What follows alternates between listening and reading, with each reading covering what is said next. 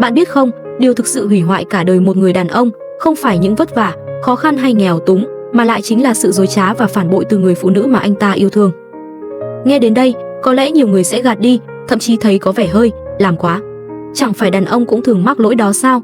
Nhưng sự thật lại hoàn toàn khác.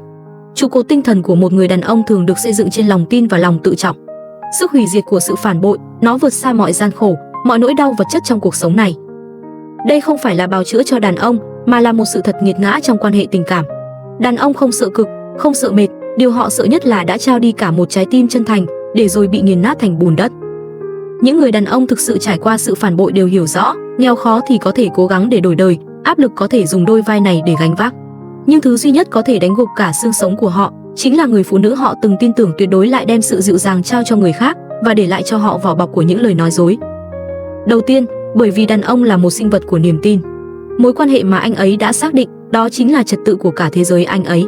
Khi anh ấy chọn bạn, anh ấy đã đặt bạn vào toàn bộ bức tranh tương lai của mình.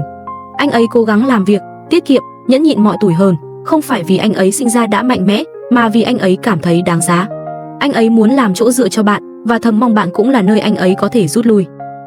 Thế rồi, một ngày anh ấy nhận ra, những lần bạn nói phải tăng ca, sự im lặng khi bạn cúi đầu nhìn điện thoại, những lời biện minh cho sự lạnh nhạt đột ngột, hóa ra đều là sự tồn tại của một người khác. Anh ấy sụp đổ không chỉ một mối quan hệ, mà là niềm tin vào toàn bộ trật tự thế giới này. Chẳng lẽ tất cả những gì mình đang sống chỉ là một vở kịch? Sự đổ vỡ trong nhận thức này còn chí mạng hơn bất kỳ sự mệt mỏi thể xác nào. Tình yêu của đàn ông thường thầm lặng nhưng sâu nặng. Họ có thể không giỏi bày tỏ, nhưng hành động của họ chất chứa cả chân thành. Khi họ phát hiện tất cả sự hy sinh, sự cho đi của mình chỉ đổi lấy một màn kịch được sắp đặt tinh vi, cú sốc đó đủ sức làm một người đàn ông từng vững chãi mất đi tất cả ánh hào quang chỉ trong khoảnh khắc. Thứ hai, lòng tự trọng của đàn ông đôi khi còn quan trọng hơn cả tình yêu. Phụ nữ thường nói cần tình yêu, sự quan tâm, nhưng nhu cầu sâu thẳm nhất của đàn ông là được tôn trọng, được công nhận, đặc biệt là trước mặt người phụ nữ anh ấy yêu. Bạn lừa dối, phản bội anh ấy, dù chỉ một lần, anh ấy sẽ cảm thấy mình như một trò đùa. Anh ấy không phải không chấp nhận việc bạn hết yêu, mà là không thể chấp nhận việc bạn dùng sự lừa dối để giữ anh ấy sống trong một ảo ảnh và còn giả vờ yêu thương. Bạn nói với anh ấy bạn không lãng mạn, nhưng lại chủ động dịu dàng với người khác. Bạn than phiền anh ấy thiếu tinh tế, nhưng lại ân cần hỏi han người kia. Sự phủ nhận qua những so sánh đó gần như có thể xóa sạch mọi cố gắng, mọi sự hy sinh của anh ấy trước đây. Nỗi đau của anh ấy không phải là mất bạn, mà là mất đi sự công nhận về giá trị của chính mình. Thứ ba, phản bội không chỉ là một cơn giận nhất thời, mà là một vết thương lòng khó lành suốt cả cuộc đời.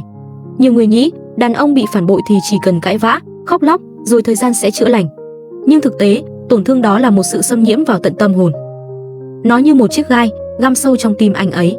Có thể vài năm sau, vào một đêm nào đó, anh ấy chợt nhớ lại một câu nói, một khung cảnh của bạn, rồi lại rơi vào vòng xoáy của tự nghi ngờ. Anh ấy sẽ trở nên khó khăn hơn trong việc tin tưởng người khác, thậm chí không còn tin vào chính mình nữa. Với mối quan hệ tiếp theo, anh ấy sẽ thận trọng như đang dò mìn, và với các mối quan hệ xã hội, anh ấy luôn mang theo một lớp phòng vệ. Điều bạn hủy hoại không chỉ là trái tim anh ấy lúc đó, mà còn là khả năng yêu, tin và hy vọng vào tương lai của anh ấy. Nhiều phụ nữ đã đánh giá thấp sự sát thương của phản bội, nghĩ rằng một lời xin lỗi, một sự níu kéo là đủ.